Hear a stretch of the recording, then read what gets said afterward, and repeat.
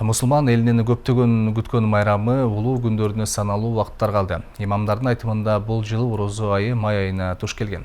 Тагыраагы 5 майдан 6-сына караган түнү орозо кармагандар ооз бекитип, ыймандарын дагы бекемдешет. Ал эми дарыгерлер орозодо ачка болуунун организмге пайдалуу жактары да көп экенин билдирип келишет. Бирок мында бардык эле жарандарга орозо тутуу сунушталбайт. Андыктан дарыгерлер орозо кармоону ниеттенгендерди текшерүүдөн өтүп, даярдык көрүүгө үндөп жатышат.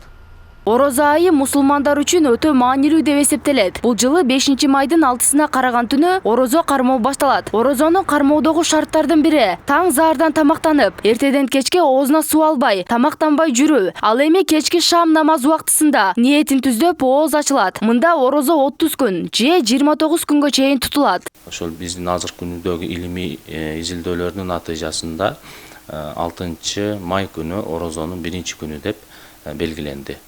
Бул ошол биздеги хадистерге таянып, ошол орозо айды көргөндө ачкыла жана айды көргөндө токтолгула, оозуңарды жапкыла деген хадистин негизинде таянып, дагы бир катар илимдерге таянып, ошол 6-май күнү токтолдук. Көп убакыт тамак ичпей, оозуна наар албай орозо тутканда адамдын организмине тийгизген таасири кандай деген суроонун негизинде дарыгерлерге кайрылдык. Анда орозо адамдын саламаттыгы үчүн пайдалуулугу чоң. Анткени ачка болуу учурунда кан айлануу жакшырып, клеткалар жакшы иштей баштайт.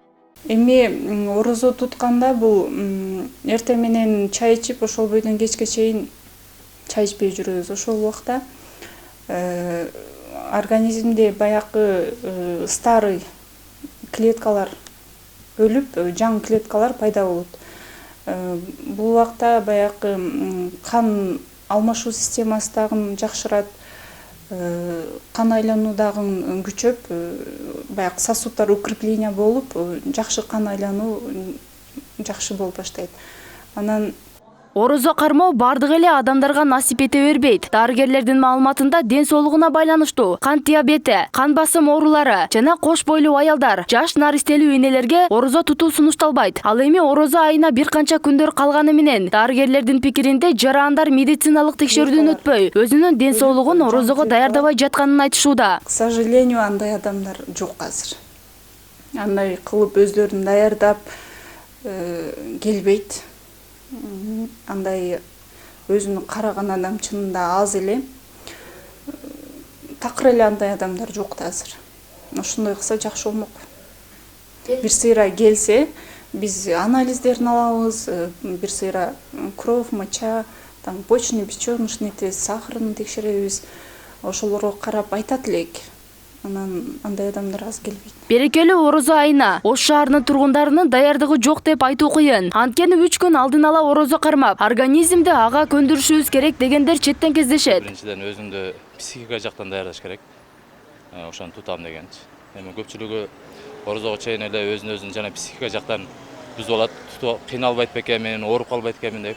Ошол сыяктуу эле эң биринчи өзүбүздү мораль жактан даярдап.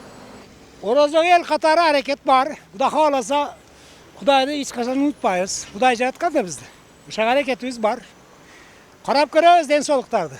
Даярдык болуп атат. 6-понедельниктен башталат окшойт.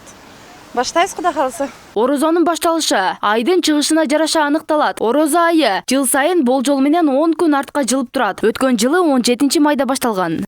Бактыгүл Мираделова, Адилет Нишанбаев, Нур Ньюс.